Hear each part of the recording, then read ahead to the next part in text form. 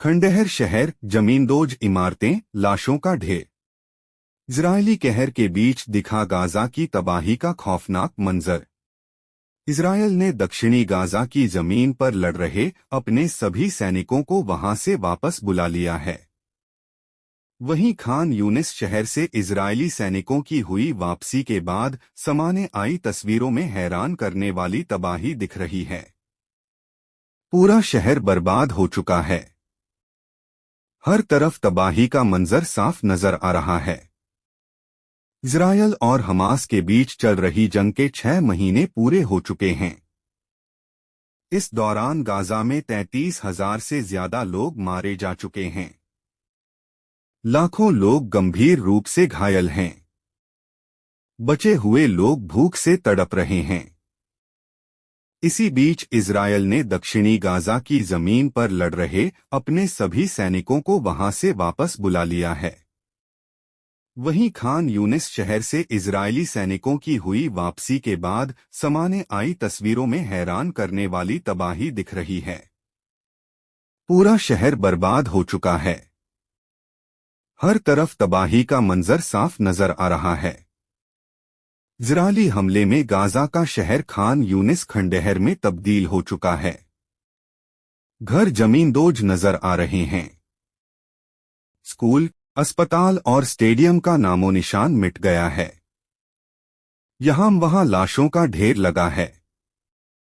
सड़कें और पुल टूटे फूटे नजर आ रहे हैं। पिछले 6 महीने से इजरायली हमले झेल रहा शहर अब शांत है, क्योंकि इजरायली सैनिक यहां से जा चुके हैं। अब फिलिस्तीनी तबाही के बीच अपने घरों को लौट रहे हैं। दोबारा जिंदगी शुरू करने की सोच रहे हैं, लेकिन ज्यादातर लोग अपने घरों को पहचान ही नहीं पा रहे। इजरायली बमबारी की वजह से खान यूनिस शहर का हुलिया ही बदल गया है। इजरायली सैनिकों के खान यूनिस से जाने के बाद सामने आई तस्वीरों ने सभी को हैरान परेशान कर दिया है।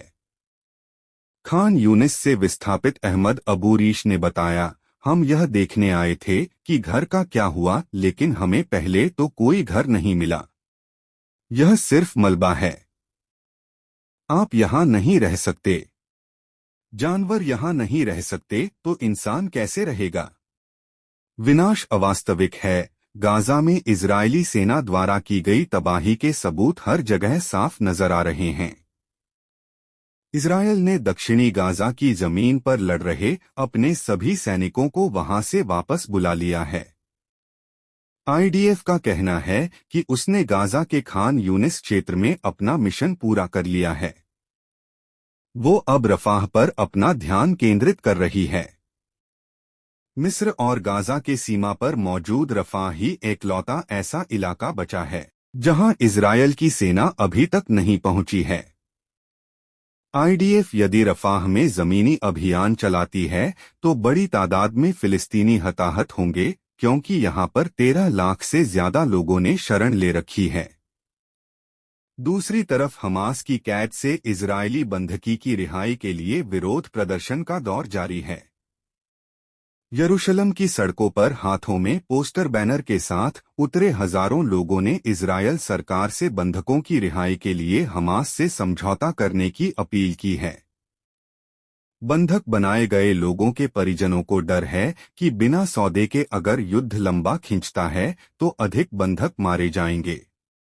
इसके साथ ही प्रदर्शनकारियों ने इजरायली प्रधानमंत्री बेंजामिन नेतन्याहू और उनकी वोर कैबिनेट से इस्तीफा मांगा है। प्रदर्शनकारियों का दावा है कि प्रधानमंत्री नेतन्याहू देश को विनाश के रास्ते पर ले जा रहे हैं। ऐसे में देश को नए नेतृत्व की जरूरत है।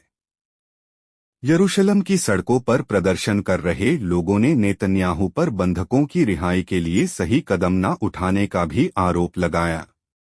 पिछले साल 7 अक्टूबर को गाजा पर शासन करने वाले हमास ने इजरायल पर हमला कर 1200 नागरिकों को मार डाला था। इसके साथ ही 250 से ज्यादा इजरायलियों और विदेशियों को बंधक बना लिया था। इसके बाद इजरायल ने अपनी सैन्य कार्रवाई शुरू की है।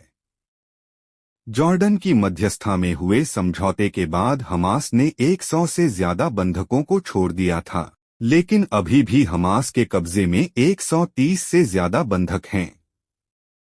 हमास का कहना है कि अगर इजरायल जंग रोककर गाजा से वापस चला जाता है तो वो बंधकों को रिहा कर देगा। वहीं इजरायल का कहना है कि जब तक हमास बंधकों को नहीं छोड़ता वो गाजा में सैन्य कार्रवाई जारी रखेगा। ऐसे में यरूशलेम की सड़कों पर उतरे लोग इजरायल सरकार पर दबाव बनाने की कोशिश कर रहे हैं, वो संघर्ष विराम की घोषणा करे ताकि बंधकों की सुरक्षित रिहाई हो सके।